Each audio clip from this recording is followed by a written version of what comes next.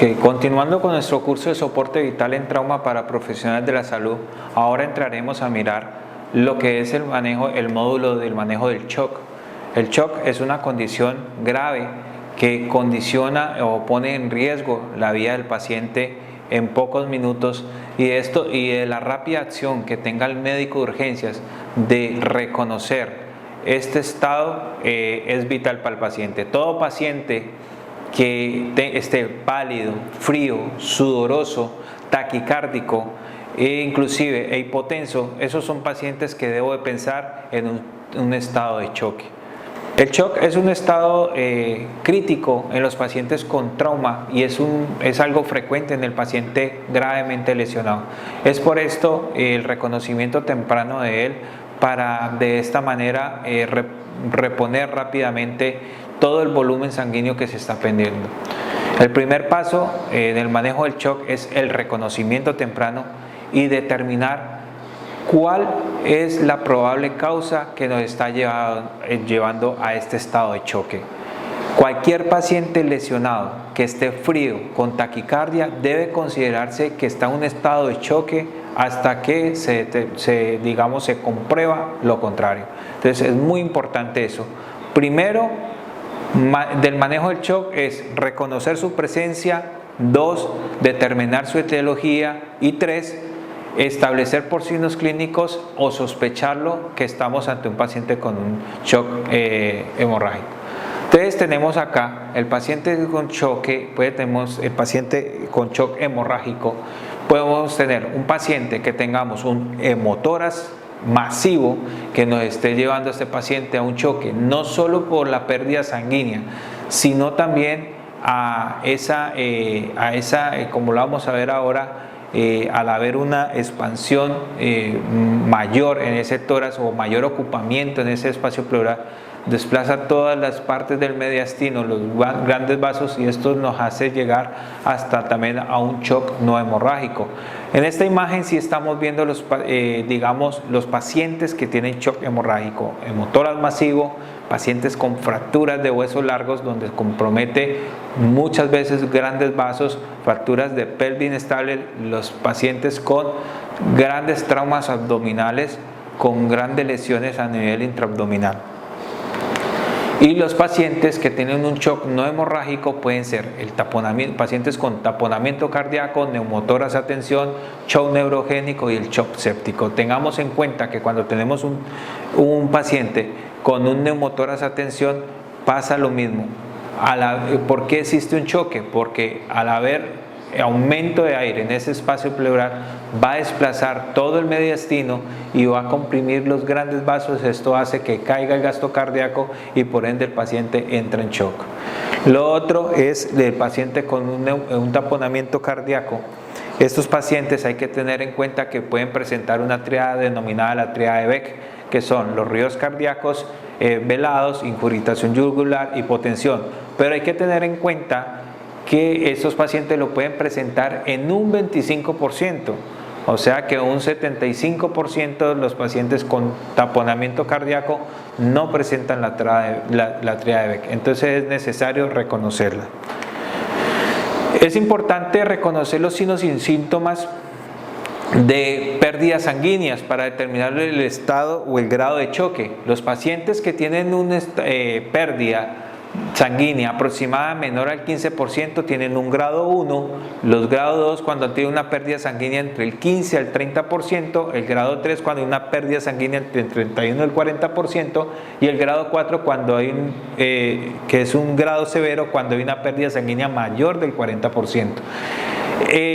Se debe establecer o se debe sospechar de ellos simplemente teniendo en cuenta la frecuencia cardíaca, la presión arterial, ¿sí? Y la frecuencia respiratoria. Por lo regular, cuando tenemos un grado 1, la frecuencia cardíaca, la presión arterial, el gasto urinario, el pulso, todos están normales o están estables, ¿sí? Cuando tenemos ya un grado 2, podemos tener una frecuencia cardíaca normal o elevada, una presión arterial todavía sostenida, pero un pulso ya disminuido con una frecuencia respiratoria digamos, sostenida y un gasto urinario sostenido. Cuando ya pasamos a un grado 3, un grado moderado, el paciente ya tiene elevación de la frecuencia cardíaca, disminución de la presión arterial, aumento de la frecuencia respiratoria, disminución del gasto urinario y además de esto, disminución de la escala de coma de Glasgow. Entonces podemos decir que cuando ya un paciente pierde el 31 a 40% de su volemia, ya estamos en estado moderado donde todos los parámetros se van a ver alterados.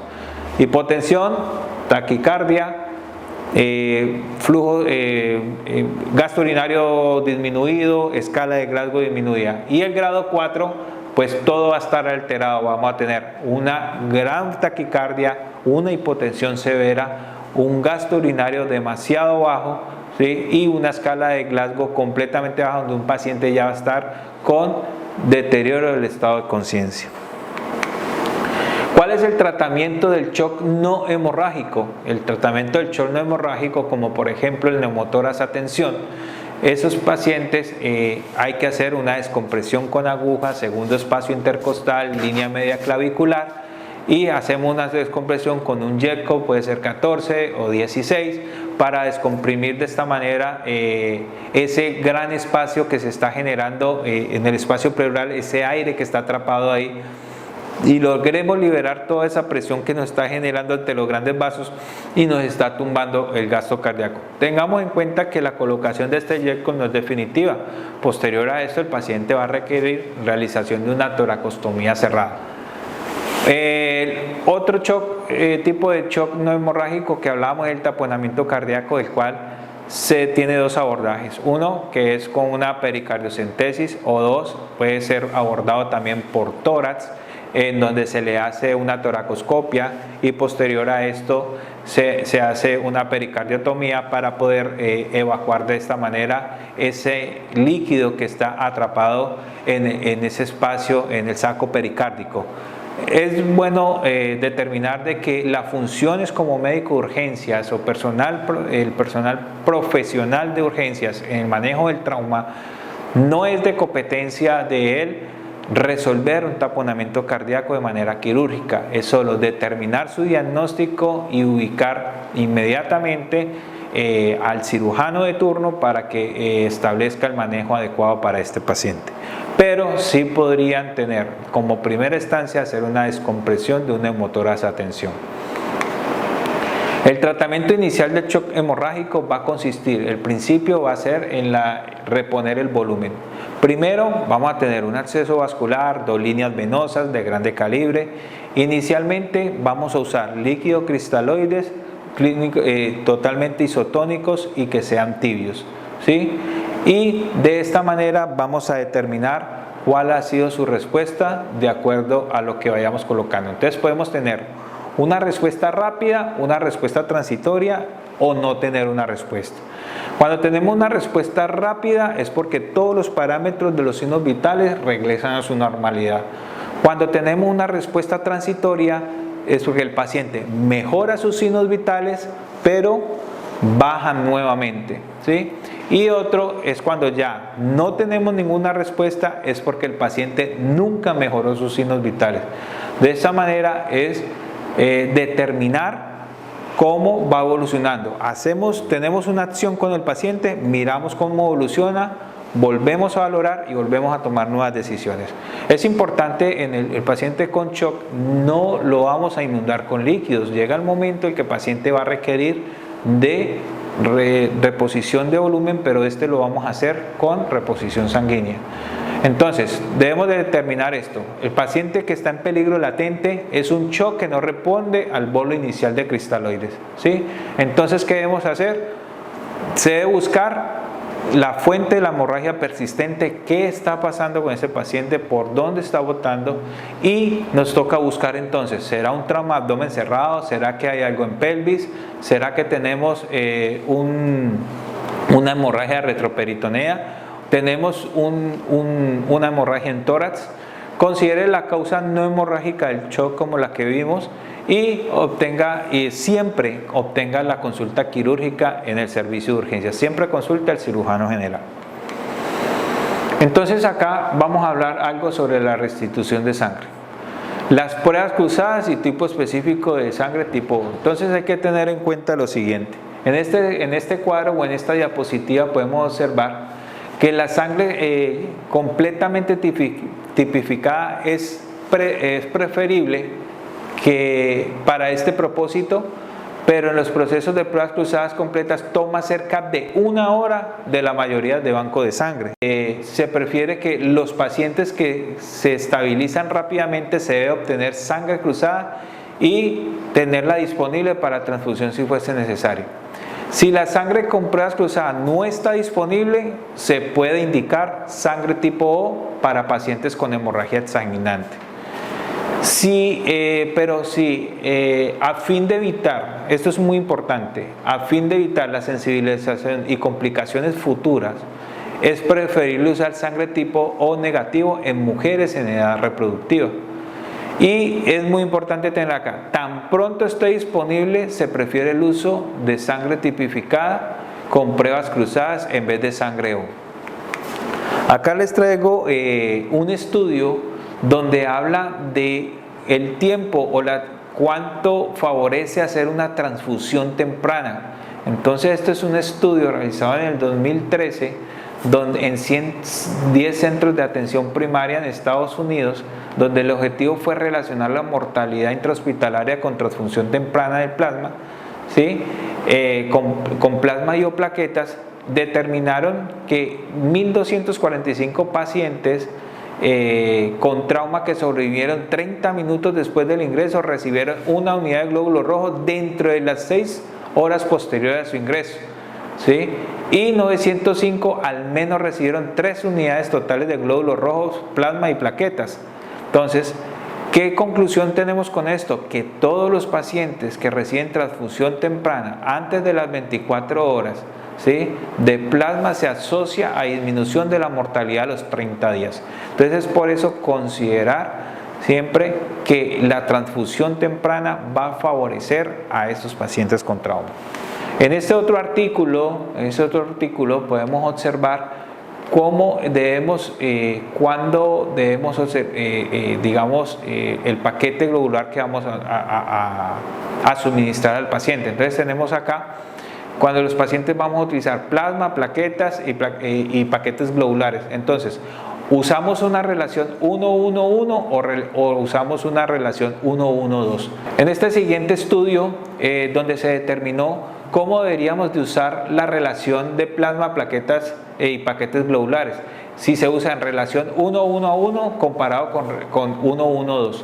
Entonces, en total fueron 14.313 pacientes, de los cuales 680 presentaban un trauma severo y 338 pacientes recibieron la relación 1-1-1 versus 342 pacientes recibieron la relación 1-1-2. Entonces, ¿qué se concluyó? Que no hubo diferencia significativa en la mortalidad a las 24 horas o a los 30 días posteriores al trauma. Y que los pacientes que recibieron 1-1-1 lograron mayor hemostasia y menor número de muertes experimentadas debido a este sangrado. Entonces, esto es para que tengan que pueden usar la relación 1-1-1 sin ningún problema. Ahora, este otro estudio es si usamos o no usamos el ácido tranexámico. Pues se viene usando cada vez más y en este estudio concluyen que la mortalidad fue menor en el grupo de ácido tranexámico, con un riesgo de resangrado fue menor en el grupo de ácido tranexámico. Entonces es importante determinar que estos pacientes se puede usar a una carga de 1 gramo IV en los primeros 10 minutos y 1 gramo a las siguientes cada 8 horas, para de esta manera mejorar el riesgo de sangrado de estos pacientes y disminución de la mortalidad. Ahora, es muy importante prevenir la hipotermia y la coagulopatía en los pacientes. Existe algo que se llama la triada mortal. La triada mortal equivalente está, digámoslo así, dicha o se determina cuando el paciente tiene hipotermia, coagulopatía y acidosis. Esto ocurre, ¿sí? Porque en el trauma severo, la hemorragia dan como resultado el consumo de los factores de coagulación y dan una coagulopatía temprana. Entonces, esta coagulopatía, la cual se presenta en el 30% de los pacientes severamente lesionados, ¿sí? Cuando hacemos una reanimación excesiva con líquidos, todo esto va a llevar a una dilución de las plaquetas y los factores de coagulación, lo cual va a llevar efectos adversos de la hipotermia en la agregación plaquetaria y en la cascada de la coagulación, y esto se va a traducir a una coagulopatía. Todo esto encerrado nos va formando una acidosis, una coagulopatía, y van encerrando lo que le denominamos la triada mortal, que es lo que se debe evitar en los pacientes. En cuanto a la hemorragia persistente, un sangrado de origen no diagnosticado es la causa más común de la mala respuesta a la terapia. Usted inicia la terapia de un paciente y ese paciente no responde, le ponen los líquidos, no responde, lo están transfundiendo, no responde, sigue hipotenso, sigue completamente pálido, el paciente no mejora sus signos vitales, el paciente continúa en un deterioro neurológico muy grande. Esos pacientes usted tiene que revalorar nuevamente qué está pasando con él, y si no hay cómo identificar, es un paciente que hay que llevarlo a mesa quirúrgica y explorar de dónde tiene el sangrado este paciente para poder salvarle la vida. Ok, entonces en este algoritmo podemos observar y resumir cómo debemos actuar ante un choque hemorrágico. Entonces, cuando tenemos un trauma de alta energía, lo primero que tenemos que hacer, determinar si el paciente está estable o el paciente está inestable. Si el paciente está inestable, debemos hacer un ecofast para determinar si hay un taponamiento cardíaco o posiblemente haya líquido a nivel intraabdominal que nos sugiera algún sangrado. El paciente debe ser llevado a mesa quirúrgica. Si el paciente está estable, solicitamos un ATAC, ¿sí? Y si esa TAC es positiva, el paciente debe ir a mesa quirúrgica, y posterior a esto debe hacerse un TAC para evaluar después de la cirugía. Si en el paciente estable la TAC es normal, pues ese paciente va a un manejo conservador. Ahora, si no tengo trauma de alta energía, sino el trauma de baja energía, pues estos pacientes hay que hacer primeramente una radiografía o ecografía. Si esta es positiva, debemos hacer una TAC, y si esta TAC es positiva, el paciente de urgencias, pero si esa TAC es negativa, el paciente debe ir a manejo conservador. Lo mismo, si yo tengo un trauma de baja energía y hago una radiografía y una ecografía, las cuales son normales, pues el paciente va a manejo conservador, y en el cabo de 6 a 8 horas determino si el paciente se le puede dar de alta o no. Ok, con este algoritmo culminamos cómo se maneja el paciente con shock. Recordemos entonces que los pacientes, lo más importante, los 3 pasos importantes es: 1, sospechar que el paciente está en un estado de shock; 2, determinar la etiología; y 3, saber clínicamente cuándo este paciente puede tener un shock en estos momentos, como por ejemplo paciente con piel fría, paciente completamente cianótico, diaforético. Nos pueden establecer que un paciente está en un estado de shock hasta demostrar lo contrario. Posterior a esto debemos la etiología, mirar si es un shock hemorrágico, si es un shock no hemorrágico, y tomar la decisión. Posterior a esto hay que colocar líquidos cristaloides. Si no hay mejoría, no podemos encharcar el paciente, debemos usar transfusión sanguínea, ¿sí? Y los exámenes o ayudas diagnósticas, como son las de imágenes, lo hacemos de acuerdo si el paciente está estable o inestable, o si el paciente tiene un trauma de alta energía o de baja energía, como lo vimos en el algoritmo anterior. Pero entonces, ¿cuáles son esas indicaciones para llevar a un paciente a una laparotomía? Uno de ellos es un trauma de abdomen cerrado, paciente con hipotensión y que tenga un ecofast positivo, si lo tenemos a mano. Si no lo tenemos a mano, pues es un paciente con un abdomen que sospechamos de que este sea quirúrgico, ya que presenta irritación peritoneal, un abdomen en tabla, acompañado de eso de taquicardia y hipotensión.